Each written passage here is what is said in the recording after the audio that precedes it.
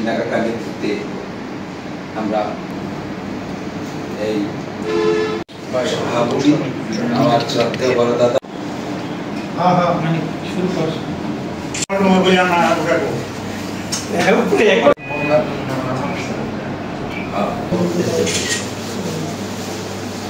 উপলক্ষে গত বছর এরকম একটি আমরা পরে পাঁচই আগস্টের আগে থেকে আমি আমার নির্বাচনী প্রচারণাটা শুরু করি।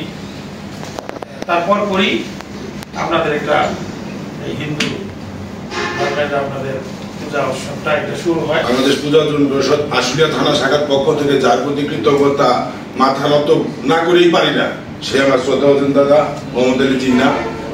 এই যে হাবিব হাসপাতালের যে কর্ণধার, এবং জানেন যিনি আমার খুব প্রিয় পাত্র এবং আমার খুব পছন্দের ব্যক্তি, যার মধ্যে কোনো রাজনৈতিক কিছুই নেই। সে সমাজ সংস্কারক হিসেবে এবং সমাজের সেবা করার জন্য যে সুযোগ খোঁজার চেষ্টা করছে, তারই উদ্যোগে এবং তারই ইচ্ছায় আপনাদেরকে এখানে দাওয়াত দিয়ে এনেছেন।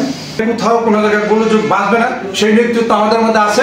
এই আস্থা আমরা সবসময় ধরে রাখবো এবং আমরা বাংলাদেশ পূজা উন্নয়ন পরিষদ কেন্দ্রীয় কমিটি করতে যে 27 দফা আমাদের মধ্যে নির্দেশনা দিয়েছে, আমরা সকলে সেটা মেনে চলে